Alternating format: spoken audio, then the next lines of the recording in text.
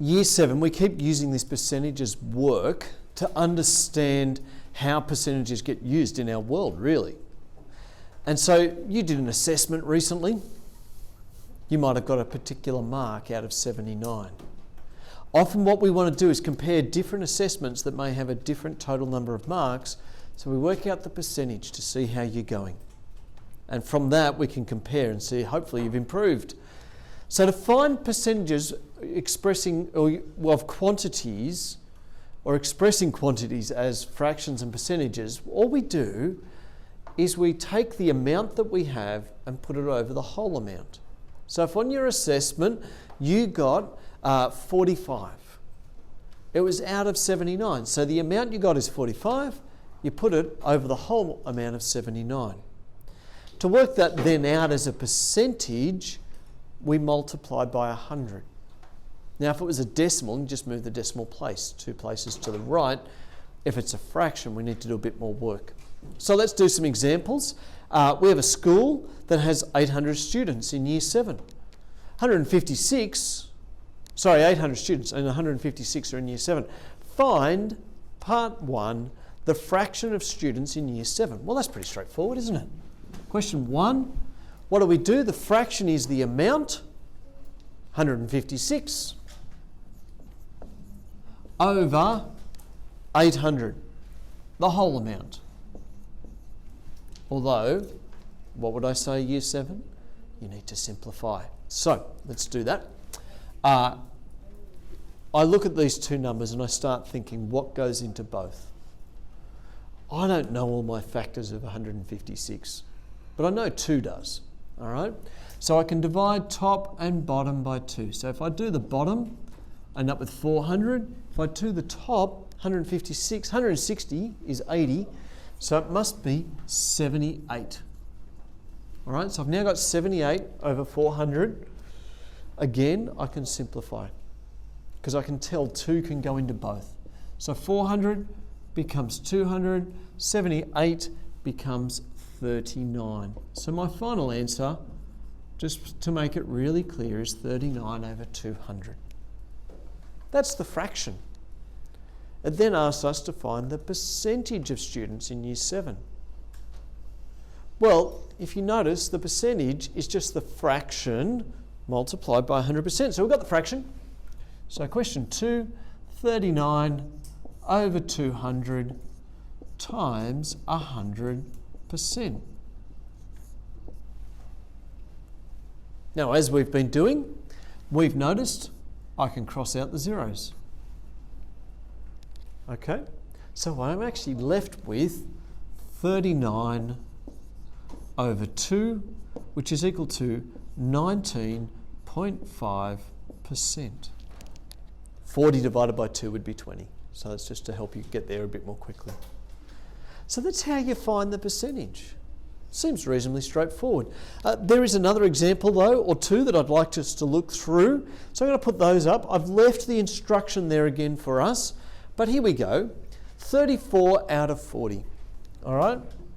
I'll put it down here. I'm going to call it question 3 just to make it easier for you. So 34 out of 40 as a percentage. Well, again, we're going to do 34 out of 40. Sounds like a test result, really. As a percentage multiplied by 100%. And I'm doing it like a fraction again. But I can simplify my 34 out of 40. I can divide both by 2. So I've actually got 17 and I've got 20. All right?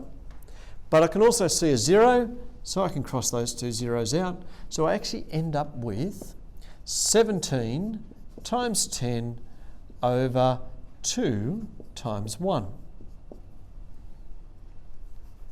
17 times 10, hopefully we know that's 170. And 2 times 1 is 2. 170 divided by 2. All right, I need to be able to work that out. That's 85%. Pretty good test result, really, if that's their test result. Okay, that's question 3. Let's do question 4. I'm now going to call it up the top here so you can see it. Hopefully you've got that all down. So question 4. Who can look at question 4 straight away and go, well, I know what that is as a fraction. 45 minutes is a fraction of 1 hour. How many minutes are in an hour? Yeah? 60 minutes in an hour. What would that be as a fraction then? How much of the hour is it? Yeah. Some of us know straight away, but let's show the working. 45 out of 60, we know that because it's as a fraction of 1 hour. And then we just simplify, and we know it's 3/4. Technically, it's 15 goes into the top and the bottom. That's how it simplifies. So we've actually divided top and bottom by 15. What about question 5? 9 hours as a percentage of 1 day. I know this one's not going to be as pretty. Okay, it's got a 9 in it. That's usually when it gets a bit ugly. But it's 9 hours as a percentage of 1 day. How many hours are in a day? 24. 24, good work. So we've got 9 over 24, and because it's asking for a percentage, we need to multiply by 100%. Now, I want to simplify, don't I? They can both be times by 3. You get them by times by 3. Good work. So straight away, someone's already seen that 3 goes into the top and into the bottom. 3 goes into 9 3 times and into 24 8 times. It also means I can see 8 and 100. So that can go to 4 and 50, but 4 can also be divided by 2, so it goes back to 2 and 25. Oh, I'd much rather do 3 times 25 over 2. 3 times 25, hopefully you might know it's 75, so it's 75 over 2, which is 37, and it asks for it as a percentage, so you can write either 37.5 or 37.5%. So that's how we get there. Notice how working?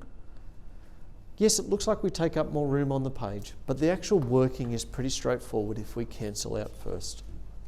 Lots of fraction work helps us. But now we can find percentages when we've got quantities and we want to express it that way. Of course, Year 7, as I always say, we need to do lots more practice. So let's get in and do that.